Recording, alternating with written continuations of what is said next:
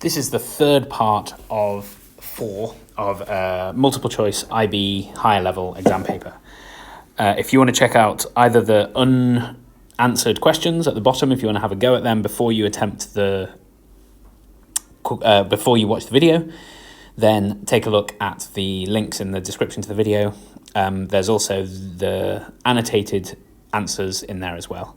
If you want to look at the other parts of the video, the links should be in the description too. Okay, question 21. The length of each side of a sugar cube is measured as 10 millimeters with an uncertainty of plus or minus 2 millimeters. What's the absolute uncertainty in the volume of the sugar cube? Okay, well, we can't propagate absolute uncertainties. We need to convert that into percentage uncertainties first.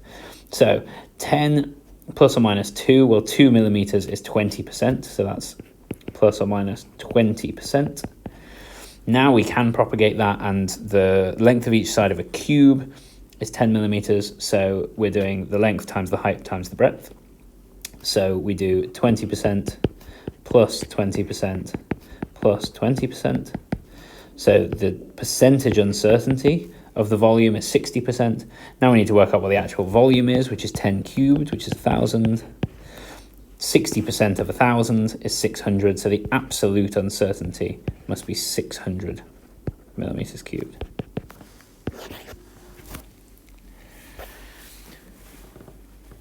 (22) Which string is tension the greatest in this situation? Well, to think about that, you have to think about what it's pulling. So string W, if the force is going this way, the only block that string W has to pull is this one here. String X has to pull both this one and this one. String Y has to pull all 3 of these, and string Z has to pull 4 different blocks. So the tension, the force needed to pull 4 different blocks is the greatest. So Z must be the greatest there. 23. How does velocity change with time for a simple pendulum moving with SHM? Okay, which one of these statements is incorrect? Okay, let's go through them one by one. So the acceleration is at a minimum at t over 4. Okay, so here is t over 4. The velocity is a maximum. If the velocity is a maximum, if you're talking about a pendulum, the velocity is at a maximum here, where the displacement is 0. Remember, it's swinging through the center, so it's going fastest in the middle. So the velocity is the fastest here. Displacement is 0, and we know that acceleration is proportional to negative displacement. So the acceleration must also be 0 in the center. So the acceleration is at a minimum at t over 4. So that one's correct, and we're looking for the incorrect one. So it's not A. The acceleration is at a maximum at t over 2. Well, that's here. That's where the velocity is 0. The velocity is 0 is here, where the displacement is maximum. So the acceleration must also be a maximum. So that's correct. So it's not B. The kinetic energy is at a maximum at t over 2. Well, at t over 2, the velocity is 0, so the kinetic energy is 0. So that must be kinetic energy is at a minimum at t over 2, so the answer must be C. And just to check that, the restoring force is at a minimum at 3t over 4. 3t over 4 is here, where the velocity is maximum again, but in the other direction. If the velocity is maximum in the other direction, then that's back here, right in the center here. So the velocity is maximum when the bob is moving in the opposite direction. If the velocity is maximum, the acceleration is minimum because it's 0. And if the acceleration is minimum, then the restoring force is a minimum because F equals ma. So that is a correct statement as well, so it's not D. 24. The graph below shows the current voltage characteristics of a filament lamp. The resistance of the filament at 4 volts is what? Okay, well, first of all, we need to find we need to read off the graph. Voltage 4. Current is 16. However, don't get caught out by that. So the current is 16 times 10 to the minus 3. The voltage is 4. Resistance is V over I. So 4 over 16 times 10 to the minus 3 gives a final answer of A, 250 ohms. Okay, 25, ideal gas, 27 degrees, placed in a sealed container. The gas is heated at constant volume to a temperature of 324 degrees. The ratio of the final pressure to the initial pressure is what? Well, pressure is directly proportional to temperature. Everything else is staying the same. So what's happening to the temperature? Well, the only thing that you've got to remember here is you've got to convert these two to Kelvin. So 27 degrees C is 300 Kelvin. And 324 degrees C is 600 Kelvin. So the temperature is doubling. So the pressure must double too. So it must be B. 26. Which row A to D in the table correctly shows the quantities conserved in an inelastic collision? Well, the definition of an inelastic collision is that kinetic energy is not conserved. The only one where kinetic energy is not conserved is D, so it must be D. 27. A bar magnet is pushed into a coil connected to a sensitive ammeter. Okay, so we've got this. Let's say that the field lines are coming in like that. Okay, and we're moving the magnet that away. So why does the ammeter briefly show a non-zero reading? Okay, now remember that the magnetic flux linkage, the rate of change of magnetic flux linkage is the EMF. So there's going to be a current flowing in this coil very briefly as the magnet is moving. So the magnetic flux linkage, as the magnet moves inside the coil, the magnetic flux linkage is the number of field lines per unit area per coil turn. And so that's going to increase because there's more field lines coming in as the magnet moves in. So the magnetic flux linkage is increasing to begin with, so it's not C or D. And then does it decrease or become constant? Well, it's coming to rest inside the coil. So if it comes to rest here, then the magnetic flux linkage is going to be at an absolute maximum when it's in there because all of these field lines are going to be going through the coil.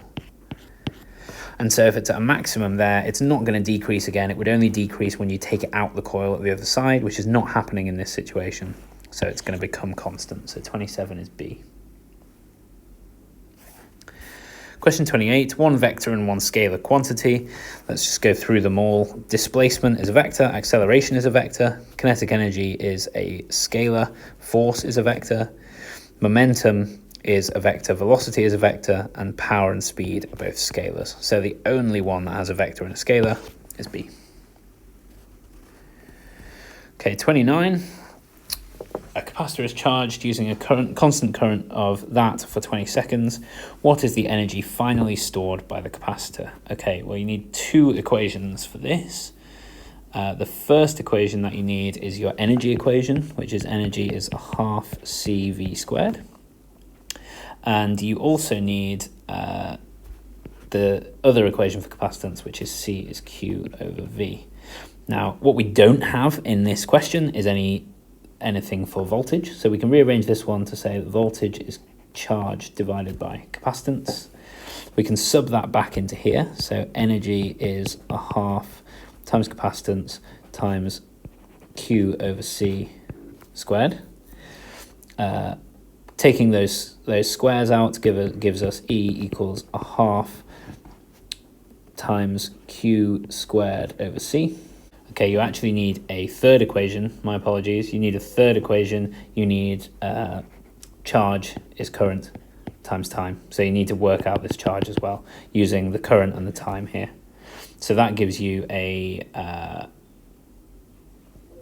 you input that into here, then you get, if you input this into here, then you get a final equation of E equals a half times I squared T squared over C. Calculating that should give you an answer of B, 2 times 10 to the minus 2 joules.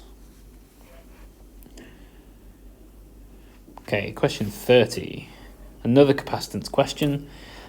In this case, it's saying which of these statements is incorrect. So we'll go through them one by one again.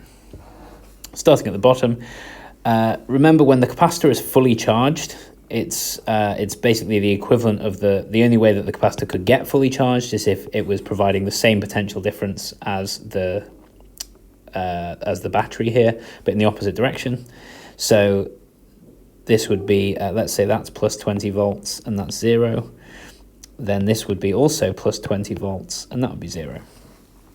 So the potential difference across the capacitor is definitely 20 volts. Yes, so it's not C. The potential difference across the resistor is, well, the potential there is 20 volts, the potential there is 20 volts, so the potential difference is 0. So that's correct, it's not that one.